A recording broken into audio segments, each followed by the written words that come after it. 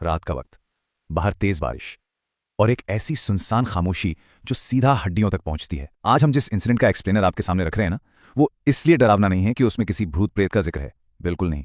वो इसलिए खौफनाक है क्योंकि ये हमारे और आपके किसी के साथ भी हो सकता है। चलिए शुरू करते हैं इस आखिरी डिलीवरी का सफर। आजकल लेट नाइट ऐप डिलीवरीज ना एक बिल्कुल आम बात बन चुकी है। आधी रात को भूख लगी, ऐप खोला और ऑर्डर कर दिया। लेकिन उस रात एक बहुत ही आम सी डिलीवरी शिफ्ट एक ऐसे साइकोलॉजिकल नाइटमेयर में बदलने वाली थी जिसकी कोई कल्पना भी नहीं कर सकता। एक ऐसा वक्त जब पूरा शहर गहरी नींद में होता है और तब कुछ ऐसी चीजें बाहर आती हैं जिन्हें शायद अंधेरे में ही रहना चाहिए। चलिए सबसे पहले इस टाइमलाइन पर थोड़ा ध्यान देते हैं। रात 11:30 बजे राइडर की शिफ्ट शुरू होती है। सब कुछ ठीक चल रहा था। फिर 1:15 पर उसे एक ऑर्डर आता है और फिर ठीक 2:10 पर वो अपनी आखिरी लोकेशन पर पहुंचता है, टावर 4। ये बिल्डिंग शहर के बाहर एक बिल्कुल सुनसान इलाके में बनी थी। जैसे राइडर उस आखिरी रास्ते पर आगे बढ़ रहा था, उसकी बाइक की हेडलाइट के अलावा वहां दूर दूर तक सिर्फ घुप अंधेरा था। अब जरा इस सोसाइटी के एंट्री रजिस्टर पर गौर कीजिए। राइडर ने 2:12 पर अपनी एंट्री की। सन्नाटा इतना था कि सिर्फ तेज हवा की आवाज आ रही थी और सिक्योरिटी गार्ड अपनी कुर्सी पर गहरी नींद में था। लेकिन इसमें सबसे अजीब बात क्या थी पता है? ठीक उसके ऊपर वाली आखिरी एंट्री वो उस दिन की नहीं थी, वो ठीक 3 साल पुरानी एंट्री थी। इसका मतलब 3 साल से उस बिल्डिंग में बाहर से कोई आया ही नहीं था। खैर, जैसे ही राइडर ने उस बिल्डिंग के अंदर कदम रखा, उसके फोन की स्क्रीन पर अचानक ये वार्निंग फ्लैश हुई, नो नेटवर्क। जरा सोचकर देखिए इस लम्हे को, जब आप आधी रात को एक अनजान जगह पर अचानक अकेले पड़ जाते हैं। वो बाहर की दुनिया से अब पूरी तरह कट चुका था।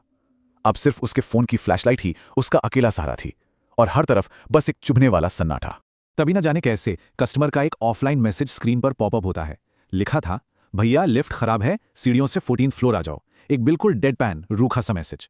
लेकिन इस एक छोटी सी लाइन ने उस राइडर को उस काले, अंधेरे और गूंजते हुए स्टेयरवेल में जाने पर मजबूर कर दिया। एक ऐसी जगह जहां अब हर एक कदम के साथ टेंशन बढ़ने वाली थी। यहां पर सबसे बड़ा सवाल ये उठता है कि उस पैकेज में आखिर था क्या? ध्यान दीजिए, उस डब्बे में कुछ ऐसी चीजें थी जो किसी को भी परेशान कर दें। पहला, वो बॉक्स छूने में ना बिल्कुल बर्फ जैसा ठंडा था। दूसरा, उसमें से एक बहुत ही अजीब सी सड़ी हुई महक आ रही थी। और तीसरा, जो सच में दिमाग खराब कर देने वाला पॉइंट है, उस बॉक्स के अंदर से किसी चीज के खरोचने की हल्की हल्की आवाज आ रही थी, जैसे कोई चीज अंदर से बाहर आने की कोशिश कर रही हो। उस घुप अंधेरे में हाफते हुए और लंबी सीढ़ियां चढ़ते हुए आखिरकार वो 14th फ्लोर पर पहुंचा। वो बुरी तरह थक चुका था, लेकिन 14th फ्लोर का कॉरिडोर, वहां रोशनी का एक छोटा सा कतरा भी नहीं था। दूर कहीं से बस किसी कुत्ते के रोने की अजीब सी आवाज आ रही थी और पूरे फ्लोर पर किसी भी जिंदा इंसान की मौजूदगी का कोई नमूना निशान नहीं था। अब ये कॉन्ट्रास्ट देखिए, ऐप पर नोटिफिकेशन साफ दिखा रहा था, कस्टमर वेटिंग। लेकिन रियलिटी में जब राइडर ने अपने फोन की लाइट उस फ्लैट के दरवाजे पर डाली तो उसने देखा कि दरवाजा बाहर से लॉक था और उसके डोर हैंडल पर धूल की इतनी मोटी परत जमी हुई थी कि साफ पता चल रहा था वहां सालों से किसी ने हाथ तक नहीं लगाया है। मतलब उस फ्लैट में कोई इंसान हो ही नहीं सकता था। ऐसे पैनिक वाले मोमेंट में ना हमारा दिमाग प्रॉपर्ली काम करना बंद कर देता है। लेकिन राइडर ने वही लॉजिकल चीज की जो उसका प्रोटोकॉल कहता था। पहला, ऑर्डर वहीं जमीन पर रखो। दूसरा, प्रूफ के लिए एक फोटो क्लिक करो। और तीसरा, तुरंत वहां से निकल जाओ। उसने एग्जैक्टली यही किया। उसने बहुत ही आराम से वो अजीब सा पैकेज नीचे रखा और वहां से वापस जाने के लिए मुड़ा ही था, ठीक उसके पीछे उस बिल्कुल खाली और अंधेरे कॉरिडोर में एक आवाज गूंजी, एक बहुत ही अजीब सी, किसी बच्ची की आवाज। तुमने आने में बहुत देर कर दी। वो आवाज जैसे अंधेरे में तैर रही थी। सोचिए, वहां उसके अलावा कोई था ही नहीं। फिर ये आवाज कहां से आई? राइडर के रोंगटे खड़े हो गए और उसका पूरा जिस्म डर के मारे एकदम जम गया। और ठीक उसी वक्त बिल्डिंग के सिक्योरिटी फीड में 14th फ्लोर के इस कैमरा 4 का सिग्नल पूरी तरह से चला गया। एक अजीब सा ग्लिच हुआ और फीड टोटली ब्लैंक। ऐसा लग रहा था मानो वहां जो भी था वो नहीं चाहता था कि आगे जो होने वाला है वो किसी भी कैमरा में रिकॉर्ड हो पाए।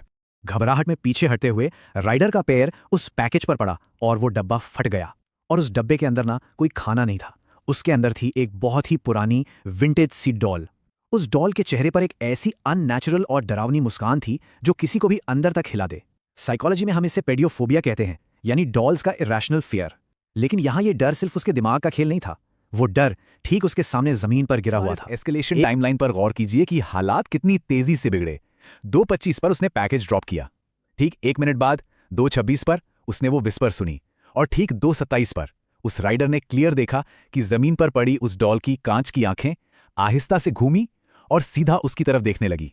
बस ये वो पॉइंट था जहां उसकी रियलिटी पूरी तरह से ब्रेक हो चुकी थी। वो जान बचाकर सीढ़ियों की तरफ भागने ही वाला था कि तभी कॉरिडोर के उस सन्नाटे को चीरती हुई एक आवाज आई, टिंग। वही लिफ्ट जिसे कस्टमर ने खराब बताया था अचानक उस 14th फ्लोर पर आकर रुक गई। उसका दरवाजा बहुत आहिस्ता से खुला। अंदर बस एक मध्यम सी पीली लाइट फ्लिकर कर रही थी। राइडर ने उस वक्त और कुछ नहीं सोचा, बस वहां से निकलने के लिए उसने उस लिफ्ट के अंदर छलांग लगा दी। लेकिन क्या उस लिफ्ट के अंदर आते ही नाइटमेयर खत्म हो गया? बिल्कुल नहीं। उस छोटे से मेटल बॉक्स के अंदर घुटना अभी बाकी था। वो उस लिफ्ट में बिल्कुल अकेला था और लाइट्स कंटिन्यूअसली फ्लिकर कर रही थीं। उसने बहुत ही घबराकर ग्राउंड फ्लोर यानी 0 नंबर का बटन प्रेस किया। लेकिन स्क्रीन पर देखिए हुआ क्या। लिफ्ट नीचे आने के बजाय तेजी से ऊपर जाने लगी। 15, 16, वो और ऊपर बिल्डिंग के घुप अंधेरे की तरफ जैसे खींचती ही चली जा रही थी। अब यहां इस डेटा पर ध्यान दीजिए जो सच में रातों की नींद उड़ा सकता है। लिफ्ट का वेट सेंसर लोग चेक कीजिए। टाइम 2:30। पैसेंजर काउंट दिखा रहा है 1, लेकिन जो टोटल रेट वहां सेंसर कैच कर रहा था वो था 145 किलो। अब बात यह है कि हमारे राइडर का वजन तो सिर्फ 70 किलो था, तो फिर वो बाकी का 75 किलो कहां से आया? इसका बहुत ही डरावना और साफ मतलब यही था कि उस छोटी सी बंद लिफ्ट में उसके अलावा कुछ और भी था, कोई इनविजिबल वजन जो बिल्कुल उसके पास खड़ा था। अचानक से लिफ्ट का मैकेनिकल अलार्म बहुत जोर जोर से बजने लगा। Lift overload. उस टाइट और बंद स्पेस में वो लाउड अलार्म ऐसी अजीब सी पैनिक क्रिएट कर रहा था जिसे शब्दों में बताना मुश्किल है। एक तरफ वो बहरा कर देने वाला शोर और दूसरी तरफ डर के मारे उस राइडर के जिस्म से निकलता ठंडा पसीना। वो पूरी तरह से समझ चुका था कि अब वो उस लिफ्ट में अकेला नहीं है। और ठीक तभी राइडर को अपनी गर्दन के बिल्कुल पीछे किसी की ठंडी सांस महसूस हुई। ऐसा लगा जैसे कोई बहुत भारी वजन उसके कंधों को नीचे की तरफ दबा रहा हो। और उसी वक्त उसके कान के पास एक बिल्कुल हल्की सी विस्पर आई, पीछे मुड़कर मत देखना। यह सुनते ही मानो डर के मारे उसका पूरा जिस्म वहीं जम गया। यहां इस चार्ट को देखिए। हमारा दिमाग ना फियर की एक स्पेसिफिक लिमिट को ही प्रोसेस कर सकता है। जब एक इंसान इस साइकोलॉजिकल थ्रेशोल्ड को पार कर जाता है तो उसका दिमाग रिस्पॉन्ड करना ही बंद कर देता है। यहां वो पैरानोया लेवल मैक्सिमम पर था। राइडर का माइंड ये समझ ही नहीं पा रहा था कि उस रियलिटी में, उस बंद लिफ्ट में आखिर उसके पीछे खड़ा क्या है। और तब अचानक से एक झटके के साथ वो लिफ्ट रुकी। डिस्प्ले पर नंबर आया 0, ग्राउंड फ्लोर।